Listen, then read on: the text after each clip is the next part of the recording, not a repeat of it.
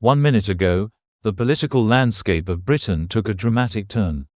Keir Starmer, the man who wants to present himself as a safe pair of hands, a steady leader for the nation, just made one of the most controversial moves in recent political memory. A move that many are calling a direct slap in the face to the monarchy itself. And the ripple effects. They could push Reform UK into the strongest position it has ever held. So, what exactly happened? Starmer has publicly clashed with King Charles in a way no sitting Labour leader has dared to in decades. It all centres around a royal speech the King was due to give, one that was meant to reaffirm the monarchy's role in representing all of Britain above party politics. But Starmer, he allegedly intervened behind the scenes, applying pressure to ensure certain key topics were either removed or toned down. Sources inside Westminster claim this advice was anything but gentle. Starmer supposedly pushed for language that downplayed the UK's cultural heritage and national sovereignty, while instead focusing heavily on globalist talking points, climate treaties, immigration expansion, and further alignment with European policy frameworks. The King, known for his diplomatic patience, is said to have resisted, but the fact that this pressure even occurred has set off alarm bells in both political and royal circles.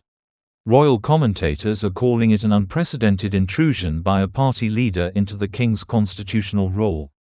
Now, why would Starmer risk such a move? It's no secret that he's desperately trying to solidify Labour's grip on power before the next general election.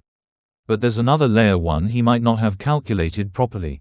This public display of tension between Labour and the Crown plays directly into the hands of Reform UK. Because Nigel Farage and his party have spent months hammering home a simple message: Labour doesn't respect British tradition. And now, Starmer's latest move looks like proof. To millions of voters, especially older, patriotic, working-class Brits, it will look as though Labour is willing to push the monarchy aside to appease internationalist agendas. Reform UK is already capitalising on the uproar. Just minutes after news broke, Farage's team blasted out a statement accusing Starmer of bullying Britain's head of state and using the Crown as a political pawn.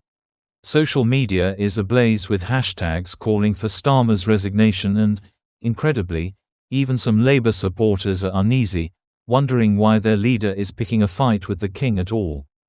The danger for Starmer is that this isn't just a political disagreement, it's symbolic. The monarchy is one of the few institutions that still commands broad respect across Britain. By crossing swords with King Charles, Starmer risks alienating a wide swath of voters who may not be hardcore royalists but do believe the monarchy should remain above political interference. And this is where Reform UK's Rise comes in. For months, Farage has been chipping away at Labour's support in key constituencies, particularly in the Red Wall. He's been framing Reform as the defender of British sovereignty, values, and traditions. Now, with Starmer handing him the perfect example of Labour's supposed contempt for those things, Farage doesn't even need to work hard to make his case. Already, polling groups are hinting at a potential surge. Online engagement for Reform UK has skyrocketed since the story broke, with thousands of new memberships reportedly signed up in the last 24 hours. Remember, this is before Reform has even gone fully on the offensive with their campaign on this issue. Once they do, expect the headlines to get even more brutal for Starmer. Of course, Labour loyalists are scrambling to control the narrative. They insist Starmer was merely offering suggestions in line with modern values, and that the King was free to ignore them. But the damage is done. The public perception is not of a polite suggestion, but of a political leader overstepping his role and disrespecting the monarch. And perception, in politics, is everything. Let's also not forget the historical context here. British politics has always maintained an unwritten rule: the monarchy stays out of politics, and politicians don't meddle in royal duties. It's part of what gives our system its stability. The moment a leader starts breaking that tradition, they're playing with fire. Starmer might think he's showing strength by modernizing the monarchy's public messaging, but to millions, it looks like arrogance. It looks like Labour trying to rewrite Britain's identity without asking the people. Farage knows this, And he's framing the entire episode as a watershed moment, the point where voters must decide whether they want a Britain rooted in its history or a Britain that bends to the will of career politicians and unelected global bodies. Even Reform UK's critics are admitting privately that this could be the breakthrough moment the party has been waiting for. If Reform can hold on to this momentum, it might not just hurt Labour in the polls, it could reshape the entire balance of power in Parliament. The irony: Starmer's move was likely intended to strengthen his image as a decisive leader. Instead, he's handed his opponents the perfect narrative that Labour is not only out of touch with ordinary Britons but actively hostile to the institutions they hold dear. And there's a broader danger here too. If the rift between Labour and the monarchy deepens, it could trigger a constitutional debate that pulls the spotlight away from Labour's policy platform entirely. Every headline about Starmer's policies will be drowned out by the noise of Starmer versus King Charles, a battle he can't possibly win in the court of public opinion.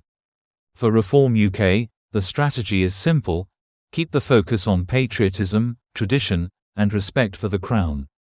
Paint Labour as the party of elitist overreach, and present Reform as the last bastion of British common sense. If they can do that consistently in the months ahead, they could not only siphon votes from Labour but also force the Tories into a corner where they have to defend the monarchy more aggressively, splitting the anti-reform vote. In other words, Keir Starmer's so-called savage move might end up being political self-sabotage. He wanted to control the message. Instead, he's given Reform UK the most potent talking point of the year. Britain is watching this play out in real time. The King has so far remained publicly silent, but you can bet there are quiet conversations happening at the highest levels about how to manage this unprecedented tension.